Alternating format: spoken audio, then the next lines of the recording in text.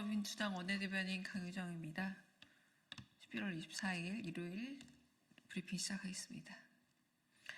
골프 외교도 미리 준비하던 윤석열 정부는 어찌하여 축하 파티로 전락한 사동광산 추모식에는 감감무소식 무대책이었던 겁니까?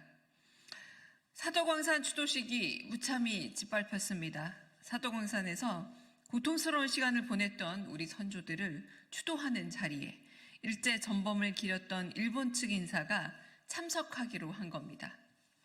추도가 아니라 모욕입니다.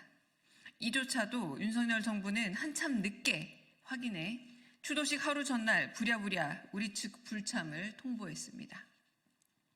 이쯤 되면 단순한 외교적 무능을 넘어 친일 매국 정부의 치밀한 계획이 아닌지 의심스럽습니다.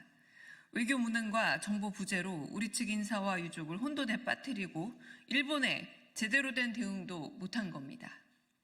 애당초 누구를 추도하는지도 흐릿한 사도광산 추도식이었습니다. 참석하는 한국 측 유족들의 참석 비용도 모두 한국 외교부 몫이었습니다. 진정성 있는 추도식을 위한 일본 고위급 참석 요구가 수용됐다며 자화자찬하던 고위급 인사가 전범 숭배, 구구 인사였으니 무능한 겁니까? 의도적인 겁니까? 사도광산 유네스코 등재가 한국인 노동자의 피와 눈물을 외면한 대가였음을 잊어서는 안 됩니다. 2015년 군함도 유네스코 등재 당시 약속도 모두 어겼던 일본을 국민은 기억하고 있습니다. 더 이상 외교를 핑계로 우리 국민에게 굴욕감을 주지 마십시오.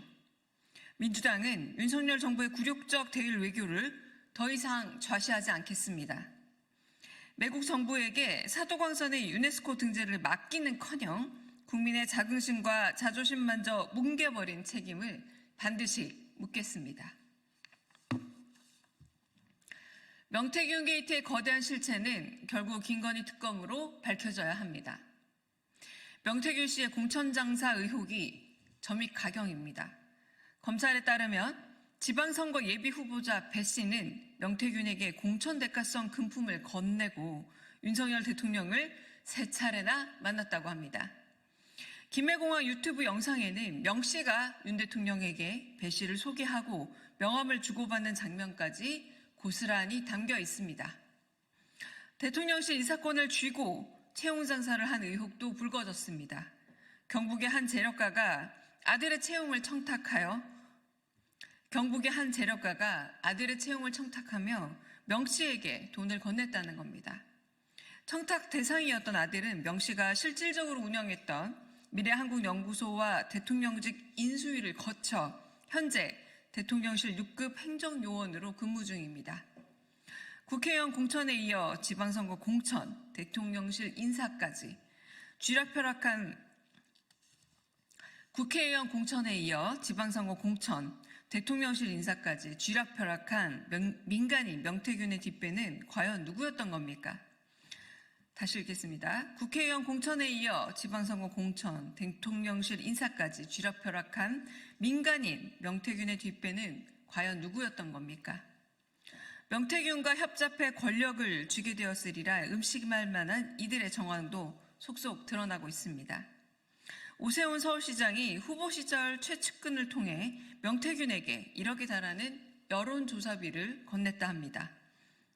명태는 알아도 명태균은 모른다던 안철수 의원이 과거 경남 지역을 방문했을 때 명태균이 식사 장소를 예약하고 청년 여성 간담회 강연을 직접 챙긴 정황도 드러났습니다.